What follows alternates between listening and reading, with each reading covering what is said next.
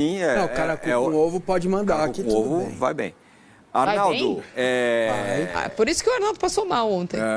nem o resultado que foi ótimo para o São Paulo, na coletiva, e a Maria pontuou bem, né? Não vamos ficar para convertidos. No caso, não sei nem se tem convertidos no São Paulo. O Dorival ele valia o volume 6 depois de um ótimo Claro resultado. Que é para convertido. Todos os convertidos estão no volume 6. Isso, tá todo mundo Ele ali. Conseguiu.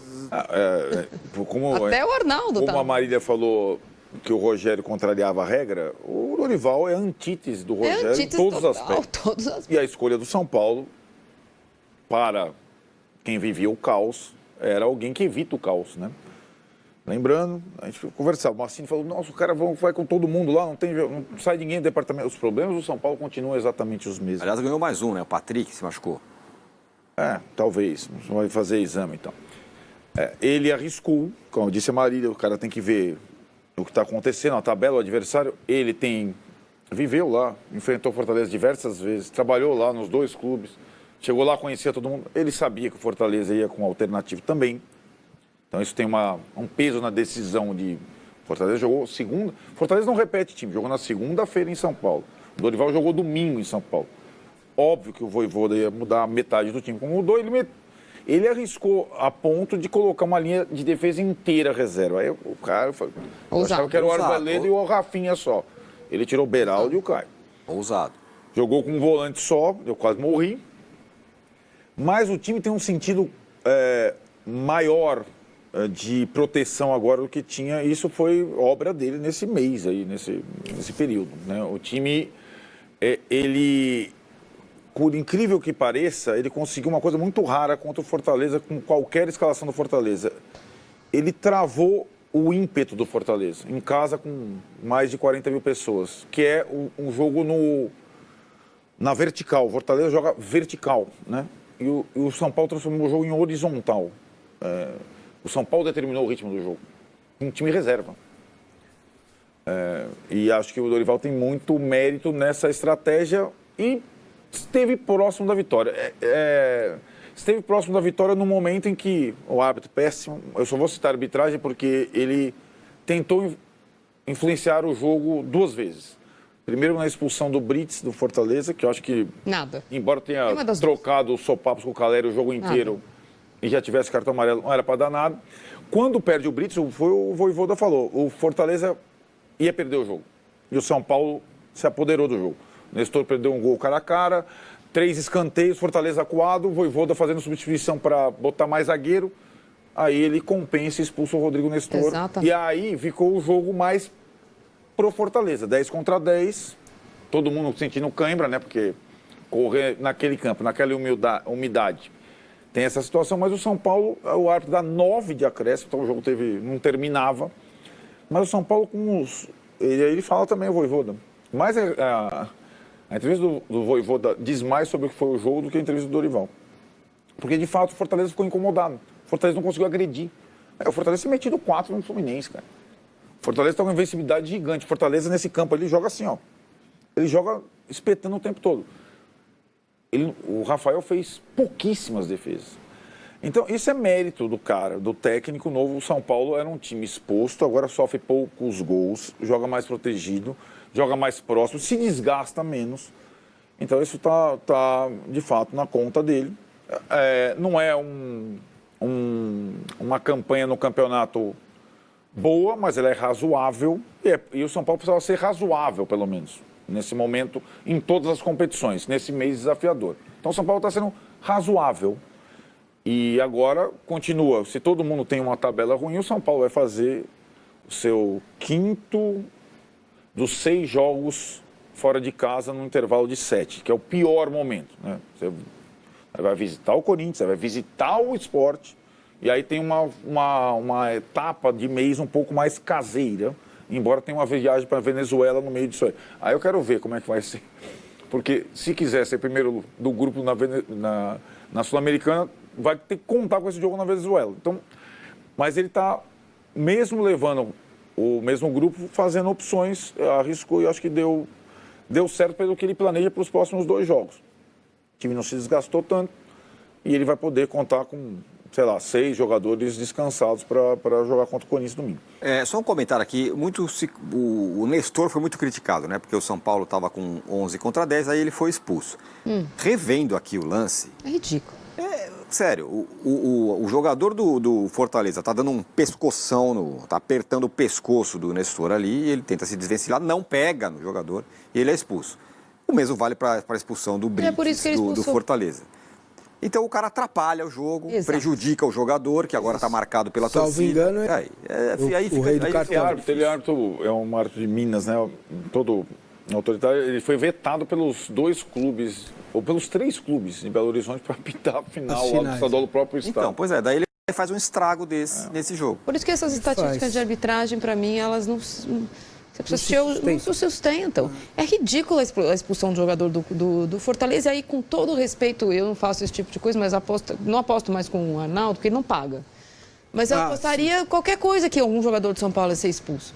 Sim. Ele ia ser. Primeiro, então, mas o cara podia pegar... o Brites foi expulso por quê? Porque se engafinhou com algum jogador. O próximo que se engafinhasse com o jogador, ia embora. Foi o Nestor. Mas ele escolheu talvez o pior lance possível, né, para compensar. Porque não foi nada no lance. Sei, em nenhum dos dois. Mas isso é que é a inteligência do jogo. É isso. A inteligência do jogo é você... Olha aí essa expulsão também. Com 2 minutos de jogo... lamentável, né? Com 2 minutos de jogo, entender o que é o árbitro. Aliás, galera, entendeu? Já devia saber... Os 2 capitães tiraram os 2 jogadores. Sim. O capitão Caleri tirou o compatriota e o Tite tirou o Nestor. Vou dar uma engalfinhar com o Nestor. Antes de entrar em campo, o jogador, em tese, já deve conhecer o perfil do árbitro, como ele é e tal, né? Ponto. E não é para usar malandramente a seu favor, não. É para entender o jogo, né? E aí, você tem o jogador do Fortaleza expulso, ele estando em campo, o Nestor, vendo o que estamos vendo, sabendo que foi uma instrução injusta, né? Que é o modelo do árbitro. E vai lá e abraça o amiguinho? Não dá, né? Então, mas rivais jogam. Não se classificar para Libertadores, como não se classificou, e vamos combinar que nos 2 últimos anos, 8 se classificaram, 9 se classificaram. A meta mínima de qualquer clube grande de futebol é disputar a próxima Libertadores, ou seja, se classificar entre os 8, 6 primeiros classificados do campeonato. É simples assim. É um bom recorte. Mas não é para todo time médio, não é nem, entendeu? O São Paulo não está disputando a Copa Libertadores esse ano, é um vexame. E o São Paulo teve possibilidades. O Fortaleza chegou à pré-Libertadores, ele foi o último colocado. Fortaleza que jogou agora. O último colocado brasileiro chegou à pré-Libertadores, o São Paulo não chegou. Que era o mínimo, aliás, era o mínimo. Então, eu essa meta está estabelecida. A meta do Dorival é ir para a Libertadores. Vejo como óbvio, né? Eu recomendo, é que a gente não está mais aqui com a tabela, eu recomendo essa parcimônia e essa reação flat, olhando para a tabela e vendo contra quem o São Paulo jogou neste campeonato. Contra quem o São Paulo jogou nesse campeonato? Pois é. América, que é o último colocado, Coritiba, que é o penúltimo colocado, Botafogo, que é o líder ainda sem o... Perdeu para o líder, ok. Perdeu para o líder. Internacional, que está em 11º. E vai jogar com o Corinthians, que é o 16º. Calma, senhores. Mas... pois é. Só estou dizendo que é bom, eu sempre falei, não mudei agora, que eu achava com o Rogério Ceni, 4-2-4, boneca e tudo mais. Os 45 pontos exagerados, certo, Marcelo? Estava aqui. Pedir apenas 45 pontos é pouco. Eu achava exagerado a reunião da Independente, que foi lá fazer pacto pelos 45 pontos. Igual o Gaviões foi fazer pacto de 10 jogos. Se não tivesse o pacto, não caiu o Rogério. Não, só estou dizendo que o pacto é exagerado. Sim. Achava exagerado. Também acho que porque tem 8 pontos agora, podemos pensar em 55. Continua no 45 um pouco. Mas espera um pouco. O discurso do cara. Por isso que eu falei, isso tem que ser mantido, para quando a tabela mostrar o Fluminense, o Flamengo e o Palmeiras na sequência. A Bahia tem um ponto, né? O São Paulo só pegou turma de cada. Se o Corinthians pegou todo mundo de cá e não ganha de ninguém, o São Paulo só pegou a turma desse lado aqui. O São Paulo não ganhava do Água Santa, do São Bernardo. Por isso que é bom. Eu estou minimizando o fato. Não é isso. Estou dizendo que não é porque ganhou desses que agora então é rumo Não, mas acho que... Só isso. Não, mas tem que ser rumo a alguma coisa. Mas eu acho que o rumo a Libertadores já era, a gente ficar no G8. Não, não era, não. Era 45, ué. Não, mas é que eu achei exagerado, Eduardo. A minha opinião sempre foi a mesma. 45 pontos foi depois da destruição do primeiro trimestre da temporada. Tá bom. E a falta de perspectiva. Quando o São Paulo reformula o elenco, vai para começo da temporada, o São Paulo esperava chegar pelo menos entre os 6 primeiros colocados do campeonato. Não esperava disputar o título, mas não esperava disputar a mesma faixa que disputou na temporada passada. Óbvio, o investimento foi para tal. Então tá aí, né, galera? Primeiramente, todos quietos aí para programa G4 aí, Band Esportes aí, link tá na descrição no programa G4 aí, todo dia, meio-dia, aos meio-dia. Então, eu acompanho muito, tá na descrição aí o link aí da Band Esportes. Eu acho isso, cara. Eu acho que, independente de quem São Paulo enfrentou no Brasileirão, jogar contra o Fortaleza lá é difícil. Jogar contra o Internacional ganhou do Flamengo. O América tá ruim, beleza. O Coritiba tirou mais um ponto do Vasco. Então, quem garante que o Coritiba no segundo turno vai tá aí na zona de rebaixamento? Que o América vai estar na zona de rebaixamento? O América tá jogando bem, porque o resultado não tá vindo. Então, tem que somar ponta. Independente de quem seja, tem que somar ponta. Né? O São Paulo agora vai encarar o Corinthians, né? Tem isso de tabu e tal, mas eu continuo com a mesma opinião. Um empate é um bom resultado pro São Paulo. O São Paulo tem que focar nos 45 pontos. Não adianta nada quebrar o tabu e ficar brigando pra zona do rebaixamento depois. Então, é óbvio que a gente quer o tabu, é óbvio. Mas se não quebrar, cara, não perde, soma um ponto. Então, acho que é isso. A minha opinião, o São Paulo é o favorito porque tá numa fase melhor. Tem um pouco de favoritismo ali, 55-45, mas será um jogo duro, com a torcida deles pressionando e tudo isso. Então, se é a opinião de vocês, comenta aí a opinião de vocês, se inscreve no canal, deixa o like aí, galera, que é muito importante aí pro crescimento do canal, pra chegar pra mais São Paulino. Valeu? É nóis, vamos São Paulo!